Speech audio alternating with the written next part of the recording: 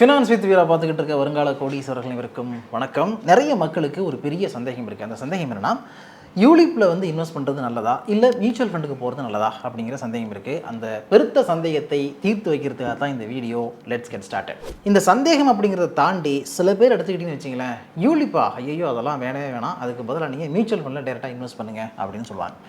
ஏன் மியூச்சுவல் ஃபண்டில் டேரெக்டாக இன்வெஸ்ட் பண்ணுங்கள் அப்படின்னு சொல்கிறாங்க? அப்போது யூலிப் அப்படிங்கிறது அந்தளவுக்கு மோசமான ஒன்றா அப்படின்னு கேட்டிங்கன்னா, மோசமான ஒன்று கிடையாது.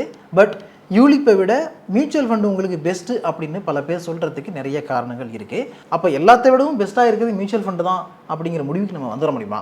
அப்படி வந்துட்டோம்னா யூலிப்புங்கிற ஒரு கான்செப்ட் எதுக்கு இருக்குது, அது தேவையே இல்லையா அப்படின்னு கேட்டிங்கன்னா, அப்படியும் நம்ம எடுத்துக்க முடியாது. அதுலேயும் சில பெனிஃபிட் இருக்குது, இதுலேயும் சில பெனிஃபிட் இருக்குது. அதனால் அது ரெண்டையும் என்ன ஏது அப்படின்னு இன்றைக்கி வந்து புட்டு நம்ம பார்த்துடலாம். ஓகே, ஃபஸ்ட்டு விஷயம், யூலிப்புங்கிறது என்ன? யூனிட் லிங்க்டு ப்ராடக்ட் அப்படின்னு சொல்லுவாங்க. அதாவது ஒரு இன்சூரன்ஸ் கம்பெனி அவங்க இன்வெஸ்ட்மெண்ட் பிளானை விற்கும்பொழுது அது மார்க்கெட் லிங்க்டு ப்ராடக்டாக இருக்குது அப்படின்னா அது அண்டர் யூலிப் அப்படிங்கிற கேட்டகரியில் வந்துடுது. ரெண்டுக்குமே இருக்கிற மேஜர் டிஃப்ரென்ஸ் என்ன அப்படின்னு பார்த்தீங்கன்னா, மியூச்சுவல் ஃபண்டுங்கிறது உங்களுடைய வெல்த் கிரியேஷனுக்காக மட்டுமே இயங்கக்கூடிய ஒரு இன்ஸ்ட்ருமெண்ட். யூலிப்னு வரும்பொழுது அது உங்களுக்கான வெல்த் கிரியேஷனையும் பார்க்குது, அதோடு சேர்த்து உங்களுடைய லைஃப் கவரேஜையும் அது பார்த்துக்குது. அடுத்த முக்கியமான வேறுபாடு என்னென்னு பார்த்தோம்னா, லாக்இன் பீரியட். லாக்இன் பீரியடுங்கிறது என்னென்னா, நீங்கள் ஒரு ஃபண்டை சூஸ் பண்ணி பணத்தை கட்டுறீங்க. அந்த பணம் உங்களுடைய அவசர தேவைக்காக எடுக்க முடியுமா அப்படின்னு பார்த்தீங்கன்னா, குறிப்பிட்ட சில வருடங்கள் கழித்து தான் அதை எடுக்க முடியும் அப்படின்னு சொல்கிறது லாக்இன் பீரியட். அதாவது உங்கள் பணம் வந்து ஒரு இடத்துல தான் இருக்கும், அதை நீங்கள் எடுக்க முடியாது அப்படின்னு நீங்கள் மியூச்சுவலாக ஒரு அக்ரிமெண்ட் போட்டு கொடுக்குறீங்க. ஸோ இந்த லாக்இன் பீரியடுங்கிறது ரெண்டுலேயுமே எப்படி ஒர்க் ஆகும் அப்படின்னு பார்த்தீங்கன்னா, மியூச்சுவல் ஃபண்டுக்கு மோஸ்ட்லி லாக்இன் பீரியட் இருக்காது. ஏன் இந்த இடத்துல மோஸ்ட்லி அப்படிங்கிற வார்த்தையை நான் யூஸ் பண்ணுறேன்னா, இஎல்எஸ்எஸ் அப்படிங்கிற ஸ்கீம், அதாவது ஈக்விட்டி லிங்க்டு சேவிங் ஸ்கீம் அப்படின்னு சொல்லுவாங்க. அந்த மாதிரியான ப்ராடக்ட்டுக்கு மட்டும் 3 வருஷம் லாக்இன் பீரியட் இருக்கும். மற்ற மியூச்சுவல் ஃபண்ட்ஸுக்கு நீங்கள் வந்து ஃப்ளெக்ஸி கேப்பில் போடுறீங்க, டெட் ஃபண்ட்ஸில் போடுறீங்க அப்படின்னு மற்ற எந்த ஃபண்டில் போட்டாலும் உங்களுக்கு லாக்இன் பீரியட் இருக்காது. ஆனால் யூலிப் அப்படின்னு வரும்பொழுது மேண்டேட்ரியாக 5 வருஷம் வரைக்கும் உங்களுக்கு லாக்இன் பீரியட் இருக்கும். அதாவது ஏதோ ஒரு இன்சூரன்ஸ் கம்பெனியில் நீங்கள் ஒரு யூலிப் பிளானை எடுத்துட்டீங்க, அதில் இன்வெஸ்ட் பண்ண ஆரம்பிக்கிறீங்க அப்படின்னா உங்களுடைய பணத்தை 5 வருஷம் நீங்கள் அந்த கம்பெனியில் வச்சுருந்தே ஆகணும், அதுக்கப்புறம் தான் எடுக்க முடியும் அப்படிங்கிறது கான்செப்ட். அடுத்தது டேக்ஸ் பெனிஃபிட். எதில் டேக்ஸ் பெனிஃபிட் இருக்குது அப்படின்னு பார்த்தீங்கன்னா, ஆப்வியஸ்லி மியூச்சுவல் ஃபண்டில் உங்களுக்கு டேக்ஸ் பெனிஃபிட் இருக்காது.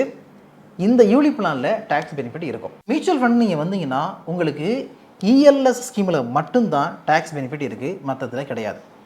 இஎல்எஸ்ஸில் என்ன பண்ணுவாங்கன்னா, 3 வருஷம் லாக்இன் பீரியட் இருக்குது. ஸோ 3 வருஷத்துக்கு உங்களுக்கு 80C கவரேஜ் கிடச்சிரும். 80C முடிஞ்ச பிறகு, அதாவது அந்த உங்களுடைய கெயின்ஸ் 1 லேக்குக்கு மேலே போகுது அப்படின்னா அதுக்கு நீங்கள் வந்து லாங் டேர்ம் கேபிட்டல் கெயினோ ஷார்ட் டேர்ம் கேபிட்டல் கெயினோ கட்ட வேண்டியிருக்கும். பட் நீங்கள் யூலிப் பிளான் வரும்பொழுது ஒரு வருஷத்துக்கு 1.5 லட்சம் வரைக்கும் 80Cயில் கவர் ஆகும்.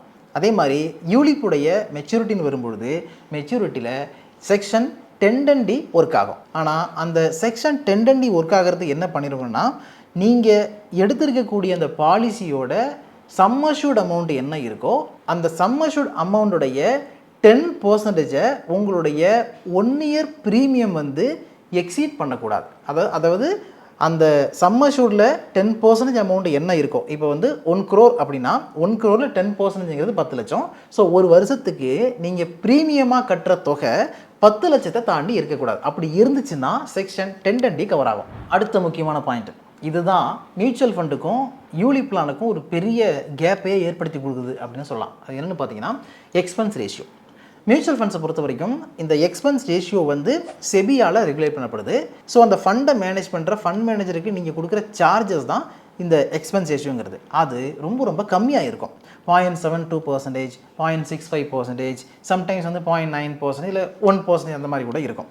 பட் யூலிப் அப்படின்னு போகும்பொழுது இந்த எக்ஸ்பென்ஸ் ரேஷியோ அதிகமாகும். எக்ஸ்பென்ஸ் ரேஷியோ அதிகமாகிறதோட மட்டும் இல்லாமல் வேறு சில சார்ஜஸும் அதில் இருக்கும். என்னென்ன இருக்கும் அப்படின்னு பார்த்தீங்கன்னா, ஃபஸ்ட்டு விஷயம், நீங்கள் கட்டுற பணத்தில் ஒரு குறிப்பிட்ட தொகை உங்களுடைய லைஃப் இன்சூரன்ஸ் கவரேஜுக்காக போகும், அதாவது ப்ரீமியமுக்காக அலோகேட் பண்ணுவாங்க. அடுத்தது மோர்டாலிட்டி, அட்மினிஸ்ட்ரேஷன் ஃபீஸ், இது எல்லாமே இருக்குது. இது எல்லாமே யூலிப் பிளானில் வரும். ஸோ ப்ரீமியம் அலோகேஷன் சார்ஜஸ் அப்படின்னு யூலிப்பில் பார்க்கும்பொழுது அதுக்குள்ளே என்னவெல்லாம் வருதுன்னு பார்த்தீங்கன்னா, அண்டர் ரைட்டிங் சார்ஜஸ் வருது, மெடிக்கல் டெஸ்ட்டுக்கான சார்ஜஸ் வருது, கமிஷன்ஸ் அமௌண்ட், இது எல்லாமே அதுக்குள்ளே வந்துடும். ஸோ இனிஷியல் இயர்ஸில் 3.5ல் இருந்து 15% வரைக்கும் ப்ரீமியம் அலோகேஷன் சார்ஜஸ் யூலிப் பிளானில் இருக்கிறதுக்கு வாய்ப்பு இருக்குது. அது ஒவ்வொரு கம்பெனியை பொறுத்து மாறும். எக்ஸாம்பிளுக்கு இப்போ 1 லட்ச ரூபா ஆனுவல் ப்ரீமியம் கட்டி ஒருத்தர் ஒரு யூலிப் பிளானை எடுக்கிறார் அப்படின்னா அவருக்கான ப்ரீமியம் அலோகேஷன் சார்ஜஸ்ங்கிறது 6% இருக்குது அப்படின்னு வச்சுக்கிட்டோம்னா 6000 ரூபா வரைக்கும் அதுக்காக போகும். அடுத்தது மொர்டாலிட்டி சார்ஜஸ் அப்படிங்கும்பொழுது ஒருத்தருடைய ஏஜ் என்ன இருக்குது, அவருக்கான லைஃப் ரிஸ்க் என்ன இருக்குது அப்படிங்கிறத அடிப்படையாக வச்சு கால்குலேட் பண்ணி அதை போடுவாங்க. ஃபார் எக்ஸாம்பிள் 30 வயசு இருக்கிற ஒருத்தர் ஒரு நான் ஸ்மோக்கர் 10 லட்ச ரூபா சம்மஷூடுக்காக ஒரு யூலிப் பிளானை எடுக்கிறார் அப்படிங்கிற பட்சத்தில் அவருக்கான மொர்டாலிட்டி சார்ஜஸ்ங்கிறது 1200 ரூபா வரைக்கும் இருக்கும். இது இல்லாமல் பாலிசி அட்மினிஸ்ட்ரேஷன் சார்ஜஸ், அதுக்கப்புறம் ஃபண்ட் மேனேஜ்மெண்ட் சார்ஜஸ் அப்படின்னு ஒரு 1.35% இது எல்லாமே இருக்கும். அப்போ நம்ம கம்பேர் பண்ணி பார்த்தோம்னா யூலிப் பிளான் என்ன கிடைக்குது, டேக்ஸ் பெனிஃபிட் கிடைக்குது அண்ட் ஆல்சோ லைஃப் கவரேஜ் கிடைக்குது. மியூச்சுவல் ஃபண்ட் நீங்கள் போனீங்கன்னா பியூர் வெல்த் கிரியேஷன் ஆகிருக்கு. நீங்கள் இன்வெஸ்ட் பண்ணுற பணம் வந்து டைரெக்டாக இன்வெஸ்ட்மெண்ட்டாகவே போகுது. அதிலேருந்து ஒரு போர்ஷனை பிரித்து அவங்க உங்களுடைய இன்சூரன்ஸ் கவரேஜுக்காக எடுத்துக்கிறது கிடையாது. அப்போ இது ரெண்டுமே நம்ம கம்பேர் பண்ணி பார்க்கும்பொழுது நமக்கு மியூச்சுவல் ஃபண்ட் பெட்டராக தெரியுது. அப்போது மியூச்சுவல் ஃபண்டில் போகிறது மட்டும்தான் நல்லதா, யூலிப் பிளானில் போகிறது வேஸ்ட்டா அப்படின்னு கேட்டிங்கன்னா அதுக்கு நம்ம என்ன பண்ணணும், சில யூலிப் பிளானை நாம் மியூச்சுவல் ஃபண்டு கூட கம்பேர் பண்ணி பார்க்கணும். அந்த விஷயத்தையும் இப்போ நம்ம பண்ணுவோம். ஸோ மியூச்சுவல் ஃபண்டு கூட சில எக்ஸாம்பிளுக்காக சில யூலிப் பிளானை நம்ம கம்பேர் பண்ணி பார்க்கும்பொழுது அதனுடைய ரிசல்ட்ஸ் எப்படி இருக்குது அப்படிங்கிறத பார்த்துட்டு அதுக்கப்புறமா டிசிஷன் எடுக்கலாம். இப்போ நான் என்ன பண்ணுறேன், ஒரு 5 யூலிப் பிளான் உங்களுக்கு காமிக்கிறேன். இந்த 5 யூலிப் பிளானும் 5 இயர்ஸ் ரிட்டர்ன் எவ்வளோ கொடுத்துருக்கு அப்படிங்கிறத பார்ப்போம். அதாவது SBI life smart wealth assure அப்படிங்கிற பிளானு 5 இயர் ரிட்டர்ன் 21.2% இருக்குது. பஜாஜ் அலையன்ஸ் லைஃப் கோல்ட் அஷ்யூருங்கிற பிளானு 21.06% இருக்குது. அதுக்கப்புறம் மேக்ஸ் லைஃபுடைய பிளாட்டினம் வெல்த் பிளான் 25.3% கொடுத்துருக்கு. பெஞ்ச்மார்க் ரிட்டனை விட அதிகமாக கொடுத்துருக்கு. பெஞ்ச்மார்க் ரிட்டன் 23.33 இருக்குது, அதை விட அதிகமாக கொடுத்துருக்கு, அவுட் பர்ஃபார்ம் பண்ணியிருக்கு. அடுத்தது HDFC life click to wealth அதை எடுத்துக்கிட்டிங்கன்னா அது 16.08% கொடுத்துருக்கு. அதுவும் கன்சிஸ்டண்டாக நல்ல பெர்ஃபார்மன்ஸ் கொடுத்துருக்கு. பஜாஜ் அலைன்ஸ் லைஃப் கோல் அஷ்யூர் எடுத்துக்கிட்டிங்கன்னா 16.33 கொடுத்துருக்கு. SBI life smart wealth assure எடுத்துக்கிட்டிங்கன்னா 12.8% கொடுத்துருக்கு. HDFC life click to wealth எடுத்துக்கிட்டிங்கன்னா 11.34% தான் கொடுத்துருக்கு. இப்போ நான் சொன்னதில் பெஸ்ட்டாக பெர்ஃபார்ம் பண்ணியிருக்குது, அவுட் பர்ஃபார்ம் பண்ணியிருக்கக்கூடிய ஒரு பிளான் அப்படின்னு பார்த்தீங்கன்னா மேக்ஸ் லைஃபுடைய பிளாட்டினம் வெல்த் பிளான் 25.3% வந்து 5 இயர் ரிட்டனாக இருக்குது. ஸோ இந்த பிளானை எடுத்துக்கிட்டு போய் நாம் ஒரு மியூச்சுவல் ஃபண்டு கூட கம்பேர் பண்ணி பார்ப்போம். மேக்ஸ் லைஃப் பிளாட்டினம் வெல்த் அப்படிங்கிற யூலிப் பிளான் எடுத்துக்கிட்டிங்கன்னா 5 இயர்ஸ்க்கு வந்து 25% ரிட்டர்ன் இருக்குது. இப்போ இது கூட சில அக்ரெசிவான மியூச்சுவல் ஃபண்டை கம்பேர் பண்ணி பார்ப்போம். அது எந்த அளவுக்கு 5 இயர்ஸில் ரிட்டர்ன் கொடுக்குது அப்படிங்கிறத பார்க்கலாம். ஸோ ஃபஸ்ட்டு நான் எடுக்கிறது quant small cap fund direct plan. இது எடுத்துக்கிட்டிங்கன்னா 5 இயர்ஸில் வந்து 50.22% கொடுத்துருக்கு. அதாவது நம்ம பார்க்குற மேக்ஸ் லைஃபுடைய யூலிப் பிளானை விட டபுள் மடங்கு ரிட்டர்ன் கொடுத்துருக்கு அப்படின்னு சொல்லலாம். ஆனால் இதில் இருக்கிற பிரச்சனை என்ன அப்படின்னு பார்த்தீங்கன்னா இது வந்து small cap fund. So small cap ஃபண்டை பொறுத்த வரைக்கும் இந்த மாதிரி அக்ரெசிவான ரிட்டர்ன் இருக்கும், நல்லா பெர்ஃபார்ம் பண்ணும். அதே நேரத்தில் இதனுடைய ரிஸ்க்குங்கிறது ரொம்ப ரொம்ப அதிகம்.